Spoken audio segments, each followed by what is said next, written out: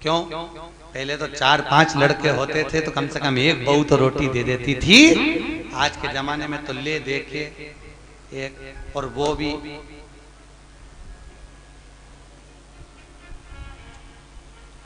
खैर आप सबकी बहुएं तो भगवान की कृपा है बहुत अच्छी मिली हैं, और जैसी भी मिली है ईमानदारी की बात है आज के समय की बहुएं तो फिर भी अच्छी हैं।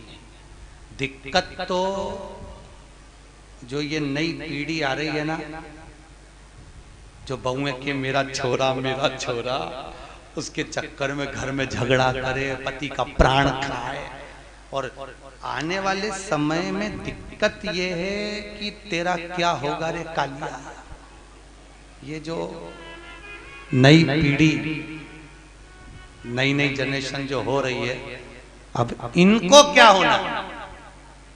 अभी तक तुम लोग तो निभा रही हो और तुम्हारी बहुएं भी तुम्हें निभा रही हैं, कोई दिक्कत नहीं, पर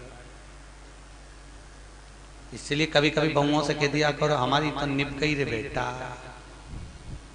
अब तेरा क्या होगा। दिक्कत हमारी तो गई, इतने दिन निकल गए, बचे कुछ 7 दिन थे, भागवत में निकल गए। आज कौन सा दिन है? तीसरा। कितना बचा? 4। यूं निकल जाए, कल चौथा हो जाएगा, परसों 5वां, 6ठा।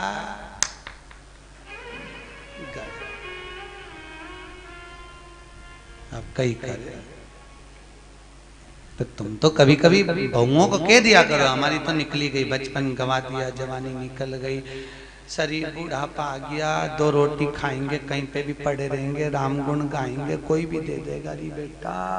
पर दिक्कत तो आजकल के बच्चे इतने प्रश्न करते हैं, और प्रश्न माँ से नहीं करते जितने दादी से करते हैं। सबसे ज्यादा प्राण खाए औलाद दादी की। एक बच्चा दादी के पास आके बोला दादी दादी, दादी बोली हाँ। एक बार तू टे बोलना, टे। दादी बोली ये टे क्या होता है रे? नहीं दादी तू बोल मुंह से टे, ऐसा बोल दे बस। दादी बोली नहीं बोलूं, पहले बता क्यों बुलवा रहा है। दादी तू बोल तो सही, टे नहीं बोलूं, पहले बता क्यों बुलवा रहा है। दादी ने 5 रुपए दिए, ले टॉफी खा लेना, अब बता मुझसे टे क्यों बुलवा रहा है। दादी कल मम्मी पापा पलंग पे बैठ के बात कर रहे थे, जब अम्मा टे बोल जाएगी तो सारी जायदाद अपनी हो जाएगी, सारी जायदाद। तो तुम ध्यान रखना रे हो इंदौर वालों, टे मत बोलना भूल से। बच्चे इतना प्रश्न करें। एक छोटा बच्चा अपनी दादी की गोद में आकर बैठ गया, बोला दादी दादी। दादी बोली हाँ। आज वो पड़ोसी है ना लल्लू, हाँ, उसके यहाँ पे बूंदी का रायता बना, बूंदी बनी, सेव बना, पूड़ी बनी, सब्जी बनी चना की। दादी बोली वो तो बने गई, क्योंकि उसकी दादी मर गई तो 12वें का भोजन बना है। इतने में बच्चा बोला दादी अपने यहाँ कब बनेगा। दादी ने एक धर के दिया। जब बच्चे भी बहुत प्राण खाए तो दादियों के खाए, क्योंकि दादियों को ज्यादा शौक था। बेचारी बहू छोरा छोरी नहीं देवे तो दादी के एक तो कर लो रही, मैं पाल लूंगी, मैं बैठी हूँ, मैं हूं ना संभाल लूंगी, मैं हूं ना संभाल लूंगी, मैं हूं ना संभाल लूंगी। अच्छा इनको ना जाने क्या शौक भगवान। दिन भर अब बहू का छोरा छोरी हो गया ना, अभी भी आशा लगा के बैठी है, बस बहू का छोरा हुआ, मेरे पोते का ब्याह हो जाए, पोता बहू आ जाए, बस मैं सोना की सीढ़ी चढ़ जाऊं। बताओ सुखदेव आश्रम की 4 सीढ़ी चढ़ते नहीं बन रही, सोना की सीढ़ी चढ़ने चली गई। यहाँ पे तो हापड़ी भरा रही है सोना की चढ़। और औलाद भी ऐसी, पर पोता भी हो गया तो सोने की सीढ़ी जब दादियों की चढ़ाए, कई जगह हमको बुलाएं देखने के लिए, गुरुजी आओ हमारी अम्मा सोने की सीढ़ी चढ़ रही, तो इतनी सी सोने की सीढ़ी बनवाए पट्टा, इतनी सी सीढ़ी चढ़ जाए, वो सीढ़ी मुड़ जाए पर अम्मा नहीं चढ़े।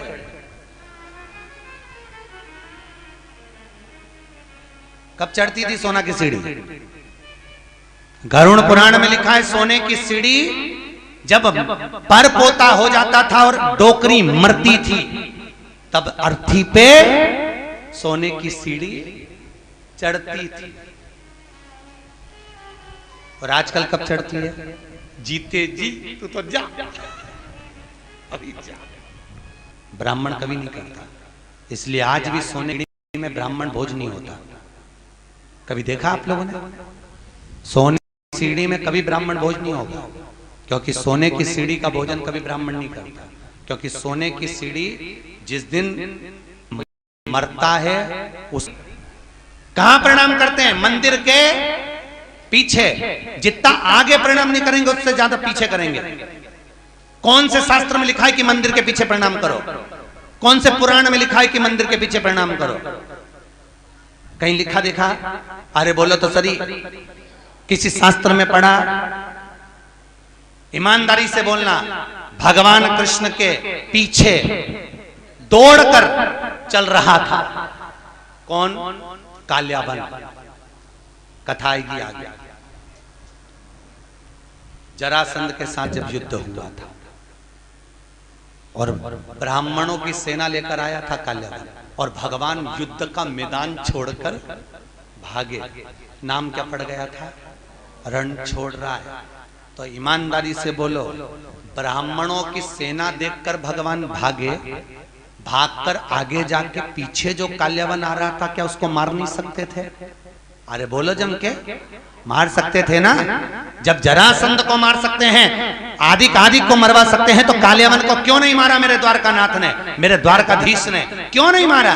क्योंकि भगवान कृष्ण को मालूम था ये काल्याबन ब्राह्मणों को इतना भोजन कराता है, इतना वस्त्र दान करता है कि सारे ब्राह्मणों का इसका मरना इतना सरल नहीं है। तो भगवान ने सोचा इसको मारने के लिए एक ही काम हो सकता है कि मुझे भागना पड़ेगा। मैं भागूंगा तो ये मेरी पीठ देखेगा, मेरे पीठ पर अधर्म का निवास होता है। जितना ये मेरी पीठ देखकर भागेगा उतना इसका धर्म नष्ट हो जाएगा, अधर्म बढ़ जाएगा, अधर्म बढ़ेगा, ये ऊपर आएगा और मर जाएगा। इसलिए भगवान भागे, अपनी पीठ दिखाकर भागे, और पीठ जितनी काल्याबन ने देखी, ऊपर जाते से ही मुचकुंद के नेत्र द्वारा जलकर भस्म हो गया।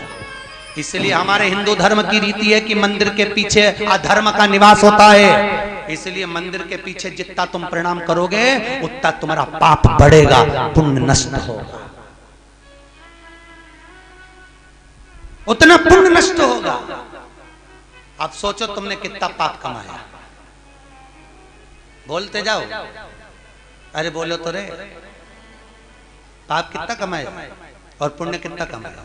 सामने लोग कम प्रणाम करते हैं। बस बेचारी ये परिक्रमा कर रही थी, थक गई, दीवार से टिक के खड़ी हो गई, तो दूसरी ने देखा पीछे प्रणाम करो तो कुछ मिलता होगा, दूसरी ने चालू करी, उसको देखे तीसरी ने चालू करी, तीसरे को देखे चौथी ने चालू करी। पूरा भारत की भूमि सब गंजी हो गई उसी के चक्कर में, सब एक क्रम पाने लगे सब।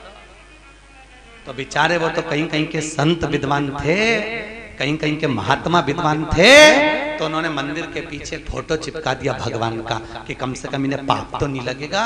तो फोटो चिपका दिया कि कम से कम आगे भगवान का भी दर्शन हो जाएगा। बेचारे संतों ने कृपा कर दी, पर तुम में अक्ल नहीं आई रे दादा, कहीं कहीं। और पूरे भारत की भूमि पे तुम कहीं पे भी घूम के देखना, जितने मंदिर मिलेंगे सब में पीछे लोग प्रणाम करते मिलेंगे। उनको समझाओ तो कोई समझे वे? अरे बोलो तो सही, क्या मालूम था क्या धर्म से मालूम पुण्य। ऐसी कई गलतियां हैं जो हम जीवन में करते रह रहे हैं, बहुत गलतियां करते हैं हम, बहुत। दिए के अंदर ही बत्ती रख के जला दें, परिक्रमा कर लें, ऐसी कई गलतियां हम अपने जीवन में कर रहे हैं, और भगवान से आशा रख रहे हैं कि भगवान हमको तार देगा, स्वर्ग भेज देगा। कहीं नहीं जाएगी, यहीं पड़ी रह जाएगी, फालतू की बात। सुधारो।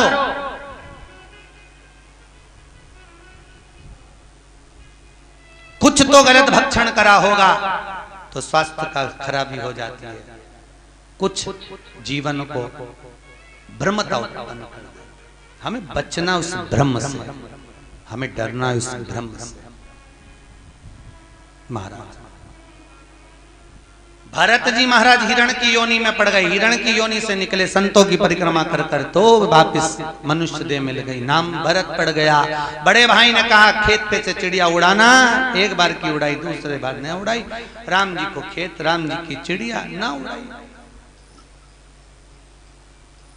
राजा जड़ भरत नाम पड़ गया, भरत जी को जड़ भरत, जड़ मतलब पागल, पागल मतलब मूर्ख। पागल प्रमोशन होता है, समझदारी डिमोशन होती है। पागल क्या है? अरे बोलो जमके, प्रमोशन। आपको कोई पागल कहे, बड़े प्रसन्न होना, बड़े बड़े। अगर कोई आपको पागल कह रहा है तो उसमें प्रसन्नता होना चाहिए। समझदार नहीं बनना अपना, कभी जिंदगी में मत बनो समझदार। घर में दो तरह की बहू होती है, एक समझदार, एक पागल। जो समझदार होती है वो 24 घंटे काम में लगी रहती है। 24 काहे बजा रहे हो? दो तरह की, एक समझदार है, एक पागल। समझदार लगी हुई है 24 घंटे, पागल है वो सबसे पहले डेंटिंग पेंटिंग करके खा पी के बुझ जाए। उसको कोई सुध नहीं क्या हो रहा है क्या नहीं हो रहा है, उसको कोई मतलब नहीं। आग लगे बस्ती में, अपन रहो मस्ती में। मीरा को, कर्मा को, नामदेव, ध्रुव, प्रहलाद, रामकृष्ण परमहंस, भारत की भूमि के जितने संत हुए, लोगों ने उनको पागल ही तो कहा है। क्योंकि भगवान की भक्ति में जो डूब गया, लोग कहते हैं वो पागल हो गया। महाराज भक्ति में डूब। भरत जी महाराज ने राजा राहुगण को ज्ञान दिया। कपिल मुनि के आश्रम में राजा राहुगण गए हैं, बाबा कपिल ने भी उनको ज्ञान अर्जन कराया। समय आया आगे, हिरण्यकश्यप ऊपर, ना अंदर ना बाहर, ना अस्त्र से ना शस्त्र से, न दिन में ना रात में, न नर से ना पशु, सब रूप में मैं मरूं ना, ये विचार किया। घर आए, पत्नी नहीं थी, इंद्र के यहाँ से नारद जी के यहाँ, नारद जी के यहाँ से पत्नी और पुत्र को लेकर।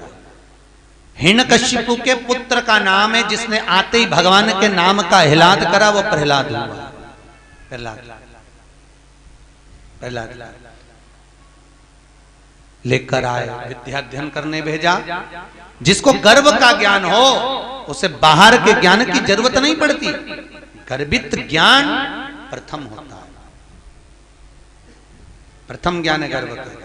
इसलिए हमारे यहाँ पर बुजुर्ग माताएं कहती हैं गर्भवती नारी को भजन करना चाहिए, कीर्तन करना चाहिए, कथा सत्संग श्रवण करना चाहिए। पर आज के जमाने में डॉक्टर कह देते बेड रेस्ट, पलंग पे पड़ी रहो, दिन भर टीवी देखती रहो, और दिन भर वह टीवी में ढिसुम ढिसुम, तो वो औलाद भी ऐसी पैदा होती है, दिन भर ये वो तोड़ती फिरती है। मिले रोते ही मिले तो औलाद भी ऐसी पैदा हुई है, 1 मिनट सकनी नहीं बैठे, 1 मिनट। कई बुजुर्ग माताओं को तो बहुत गुस्सा आ जाता है, कह देती है बहू हमारी भी 4 औलाद थी, खिला दो पिला दो पटक दो, आराम से खेलती रहे। ऐसी औलाद तूने पैदा करी है, 2 मिनट चैन से नहीं रहते, 2 मिनट। कई माताएं महाराज, हिरण्यकश्यप ने पूछा, जब हिरण्यकश्यप की बहन चली गई, समाप्त हो, पूछा कहां है तेरा भगवान? सर्वस्व खंबे में है, खंबे में भी है। गदा का प्रहार करा, खंबा टूट के नीचे गिरा, नरसिंह भगवान प्रकट हो गए। बोलो नरसिंह भगवान की। नरसिंह भगवान प्रकट हुए। शाम का समय था, पकड़ा, दहली पर ले गए।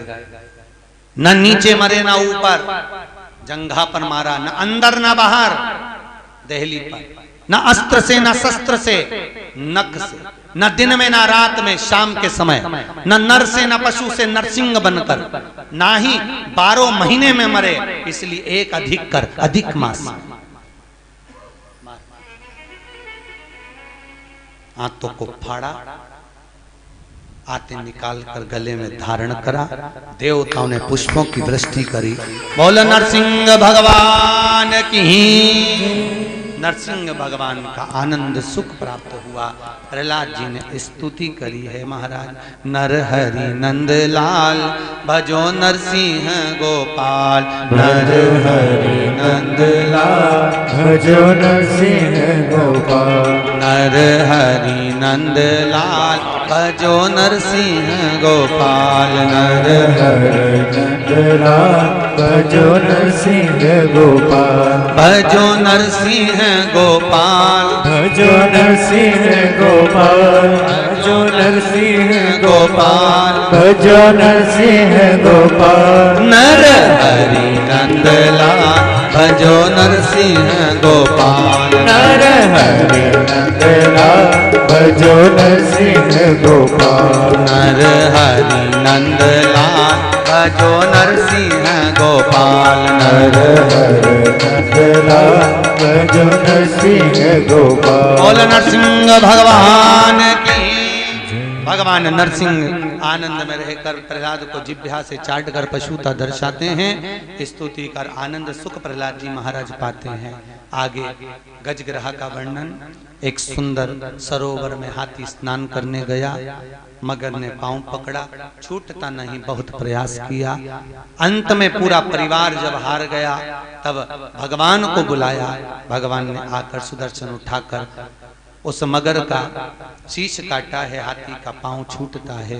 हो नाम का सुर भगवान का स्मरण कर कर जाता है। कोई नहीं आता,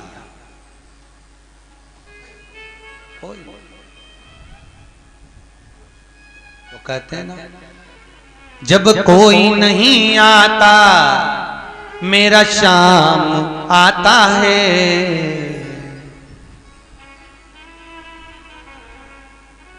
बस एक वही सम्मुख में पहुंच, बाकी का कोई। अच्छा, मरते समय लोगों को फोन करके क्यों बुलाते हैं? आप लोगों को मालूम हो तो जरूर बताओ मुझे। बुआ जी आ जाओ, अम्मा जा रही है, मतलब बुआ की यमराज से अच्छी पट्टी होगी। हो सकता है यमराज बुआ जी को देख के छोड़ जाए, पड़ोसन को उठा के ले जाए, या बुआ की आंख से डर जाए। कई लोगों, मामा जी आ जाओ, अम्मा जा रही, मामा जी आ गए। अच्छा, मरने वाले से पूछा भी जाता है, देखो कौन खड़ा, पास में बुआ जी खड़ी, मामा जी खड़े, काका जी खड़े, और अम्मा इधर मुंह फेर लेती, इन्हीं के कारण तो मर रही। आंख में से आंसू झड़ते रहते हैं, मुंह से बोल नहीं पाती। परिवार के लोग कहते तुम्हें पहचान गई इसलिए रो रही है, अम्मा से पूछो इसलिए रो रही, पूरी जिंदगी लगा दी खोल लो तुम में, तुम्हारे कारण मर रही इसलिए रो रही। ऐसे ना कह देना परिवार वालों से, हमारे मरते समय जब प्राण छूटे डॉक्टर अपना काम करे, पलंग के पास में कोई मत खड़े होना। तुमको देखकर नहीं मरना चाहते, तुम्हें देखकर मरेंगे, वापिस तुम में उलझ जाएंगे, फिर मरम करना। डॉक्टर अपना काम करे, मेरे पलंग के पास नीचे बैठकर भगवान का भजन करना। कम से कम बोल नहीं सकती तो सुन भी लूंगी तो तर जाऊंगी, इतने में पार लग जाएगा। भजन चित्त कर स्मरण करें, भजन करें, बस नाम जप। मुख में हो राम नाम, राम सेवा हाथ में, तू अकेला ना ही प्यारे, राम तेरे साथ। अंतिम समय में वो साथ।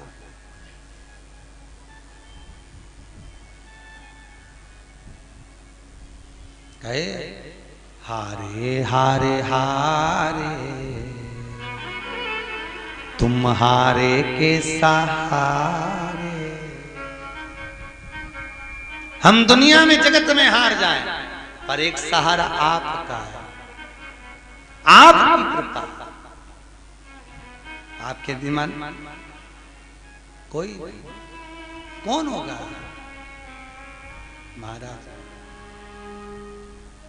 बाक्य बिहारी मेरा ठाकुर, मेरा लाडला, मेरा कृष्ण, मेरा गोपाला, मेरा कन्हैया, बस एक वही।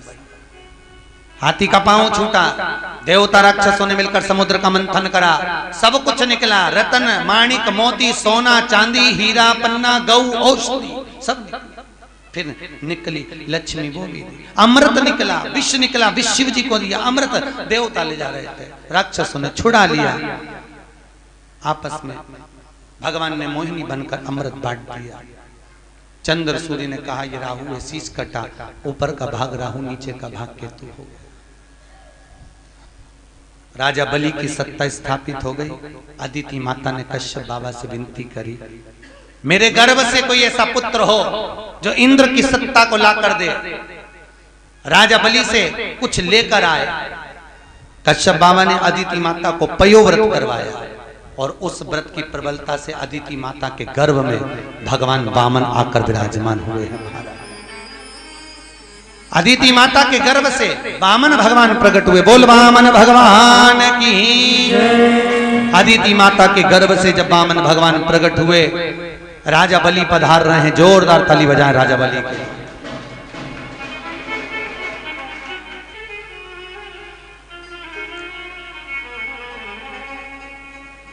राजा बलि के दरवाजे पर वामन भगवान भिक्षा मांगने के लिए जा रहे हैं। 3 पग भूमि का दान मांगने के लिए जा रहे हैं। 3 जोरदार ताली बजाएं, वामन भगवान पधार रहे हैं। तेरे द्वार खड़ा भगवान भगत भर दे रे झोली, भगत भर दे रे झोली। तेरे द्वार खड़ा भगवान भगत भर दे रे झोली, भगत भर दे रे झोली। तेरा होगा बड़ा एहसान के युग युग तेरी रहेगी शान, भगत भर दे रे झोली हो, भगत भर दे रे झोली। तेरे द्वार खड़ा भगवान भगत भर दे रे झोली। राजा बलि के दरवाजे पर वामन भगवान भिक्षा मांगने के लिए खड़े हुए। महाराज 3 पग भूमि का दान दे दीजिए। आवाज आई, राजा बाहर जाकर भिक्षा के लिए बोलते हैं, ब्राह्मण देवता आपको क्या दूं? 3 पग भूमि का दान चाहिए। महाराज 3 पग भूमि में तुम सही से सो नहीं सकते, बैठ नहीं सकते, करोगे क्या? महाराज आपका काम देने का, मेरा काम लेने का, आप दीजिए। और महाराज 3 पग भूमि के दान को देने के लिए आतुर वामन भगवान संकल्प लिए हैं राजा बलि से कि पृथ्वी नापी एक में, दूजे में आकाश, तीजा डग यहाँ कते लखे सबई असुर निराश। महाराज तीसरा पांव कहां रखे? वामन भगवान के सम्मुख में राजा बलि ने अपना मस्तक आगे करा। शीश झुकाते ही राजा बलि के मस्तक पर वामन भगवान ने अपना तीसरा चरण रखा। देवता पुष्पों की वृष्टि करे, गंधर्व गान करे, अप्सरा नृत्य करी, चारों तरफ सुख समाहित हुआ। बोल वामन भगवान की जय। हाँ जी, जजमान आए वामन भगवान का पूजन करने के लिए। ध्यान दें, आज कथा का तीसरा दिवस है। वामन चरित्र की ओर अग्रण्य है। कल कथा में राम जन्मोत्सव और कृष्ण जन्मोत्सव की कथा होगी। बड़े भाव भक्ति से कल की कथा 10 बजे से चालू होकर ठीक 12:30 बजे तक रहेगी। कितनी बजे तक? जम के बोले 12:30। और 12 बजे राम जी का जन्मोत्सव करके कथा को विराम देंगे। उसके बाद में कथा कल दोपहर में शाम को 5 बजे प्रारंभ होगी, जो 7 बजे तक चलेगी। बड़े आनंद से कल सुबह के क्रम में राम जन्म की कथा पर पहुंचेंगे और शाम को कथा में भगवान कृष्ण के जन्म महोत्सव की ओर पहुंचेंगे। तो सुबह की कथा कितनी बजे है? 10 बजे से 12:30 और शाम की 5 बजे से 7 बजे तक कथा का क्रम रहेगा। निश्चित समय पर पहुंचकर कल कर भगवान कृष्ण का जन्मोत्सव करेंगे। आप भी अपने साथ टॉफी मखाने ला सकते हैं। छोटी छोटी मिश्री मत लाना, चीटी वीटी होती है, इसलिए टॉफी मखाने बड़ी बड़े जो सामग्री हो वो लुटा सकते हैं। बड़े आनंद से कल भगवान कृष्ण का जन्मोत्सव शाम की कथा में, और सुबह भगवान राम का जन्मोत्सव होगा। वामन भगवान की पूजन हो रही है। आप सब भी वामन भगवान की भिक्षा का दान देंगे। ब्राह्मण आपके पास में झोली लेकर आएंगे, आप उसी में वामन भगवान की भिक्षा देंगे। जिन्होंने इस पुनीत पावन कथा महोत्सव में भंडारा भोजन में, ब्राह्मण भोजन आदि में दान सहयोग दिया है, उनके नाम की घोषणा कर रहे हैं। नितेश जी हरडिया इंदौर से 101 रुपए, नैतिक जी हरडिया इंदौर से 101 रुपए, नव्या हरडिया इंदौर से 101 रुपए, इवान हरडिया इंदौर से 101 रुपए दिए हैं। काजी शर्मा जयपुर से आए हैं, जिनकी ओर से 1100 रुपए की सहयोग राशि प्राप्त हुई है, जोरदार ताली बजाएं। गुप्त दान 200 रुपए प्राप्त हुए हैं। सुरेंद्र जी गर्ग भटिंडा पंजाब से आप आए हुए हैं, जिनकी ओर से भोजन भंडारे में 2100 रुपए की सहयोग राशि प्राप्त हुई है, जोरदार ताली। बनवारी लाल जी अग्रवाल जयपुर वालों की ओर से 3200 रुपए की सहयोग राशि प्राप्त हुई है, जोरदार ताली बजाएं। 3200 रुपए की राशि प्राप्त हुई है भोजन भंडारे में। श्रीमती मनीषा जी मौर्य की ओर से 5500 रुपए की राशि है, ये कल घोषणा हो चुकी थी, और श्रीमती शारदा हडिया जी की भी घोषणा कल हो चुकी थी। शीतल लाल जी विजय जी देवली टोक से हैं, इनकी ओर से 2100 रुपए की राशि भोजन भंडारे में दी गई है। श्याम भाई शाह जलगांव वालों की ओर से 1100 रुपए, दीपक भाई छपखाना वालों की ओर से, औरंगाबाद वालों की ओर से 1100 रुपए भोजन भंडारे में दिए गए हैं, जोरदार ताली बजाएं। सूर्यकांत जी मिश्रा अंबाला से हैं, आप आर्मी में हैं और बहुत सुंदर सेवा आप देखते होंगे। भोजन आप करते हैं, उसके बाद जो पोछा लगाया जाता है वो आप ही सेवा प्रदान करते हैं, जो कि आप मिलिट्री से भी हैं। सूर्यकांत जी मिश्रा अंबाला से आए हैं। शरद कुमार जी माथुर दसलाड़ा इंदौर से हैं, आप 1500 रुपए की सहयोग राशि प्रदान करे हैं। रामकिशन जी रेखा कुशवाहा इंदौर से हैं, आप बहुत अच्छे सेवक हैं और सहयोग राशि आपके 1100 रुपए की प्राप्त हुई है। श्रीमती हेमलता जी व्यास इंदौर से हैं, ब्राह्मण भगवती गीताबाई जी हडिया, इन्होंने 2100 रुपए की राशि दी है। रमेश चंद्र जी मौर्य आपने 500 रुपए की राशि प्रदान करी है, जोरदार। मुरादनगर वालों की ओर से चाय के लिए 551 रुपए की राशि आपने चाय के लिए प्रदान करी है, जोरदार ताली बजाएं। आपका जो सहयोग मिला है समिति को, आपके द्वारा जो भोजन प्रसादी आदि का अधिक में सहयोग मिला। शिखा खरगोन मंडल की ओर से 4500 रुपए की सहयोग राशि, 5100 रुपए। खरगोन से जो महिलाएं आई हैं और पुरुष वर्ग आए हैं, जो भी समिति खरगोन से कथा सुनने के लिए यहाँ ग्रुप आया है, उन सभी की ओर से 5100 रुपए की राशि विटले सेवा समिति को यहाँ भोजन भंडारे में दी गई है। बहुत बहुत धन्यवाद। आप जो आज पूर्णिमा के दिन दान दे रहे हैं भोजन भंडारे में, उसके लिए धन्यवाद।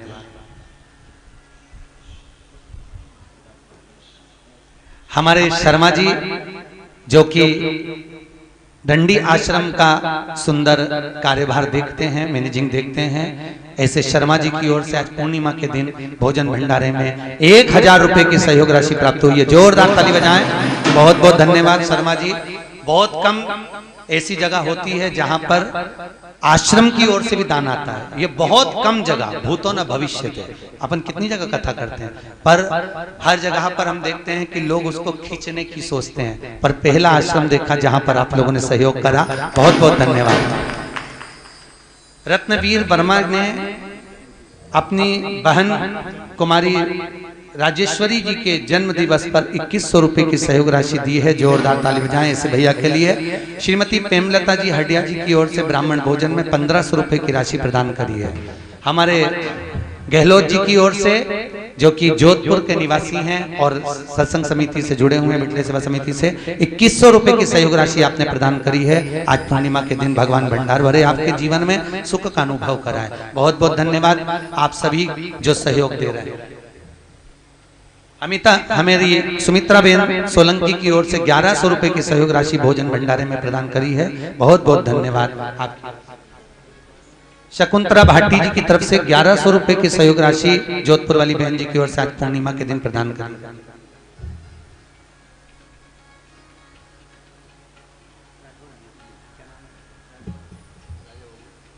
श्री राजा बाबूजी राठौर, आप ऑनलाइन पंजीयन कराए हैं बिटले सेवा समिति में आने के लिए। 1100 रुपए की सहयोग राशि आपकी ओर से राठौर साहब की ओर से प्राप्त हो रही भोजन भंडारे में, बहुत बहुत धन्यवाद भाभी जी भैया जी। शकुंतला भाटी जी की ओर से 1100 रुपए की राशि भोजन भंडारे में प्राप्त हुई है। बहुत बहुत धन्यवाद। एक बार जोरदार ताली बजाएं। आप सभी का आदर सम्मान भाव में शर्मा जी 2 मिनट आए, आपका बिटले सेवा समिति की ओर से स्वागत। बहुत बहुत धन्यवाद।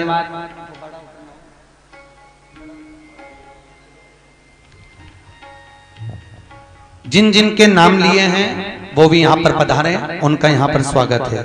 खरगोन महिला मंडल और राठौर साहब आप भी पधारे।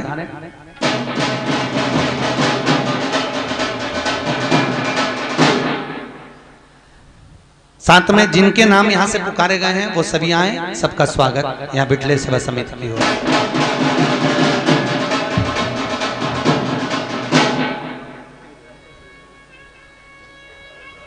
श्री शिवाय नमस्तव्यम, हर हर महादेव। तो फ्रेंड्स, अगर आपको हमारा ये वीडियो पसंद है तो वीडियो को लाइक ज़रूर करें, और अगर आप चैनल पर नए हैं तो चैनल को सब्सक्राइब ज़रूर करें ताकि आपके कथावाचक पर पूज्य गुरुदेव पंडित प्रदीप मिश्रा की वीडियो और उनके उपायों के बारे में आप जान सकेंगे। तो फिर मिलते हैं नेक्स्ट वीडियो में, तब तक के लिए धन्यवाद।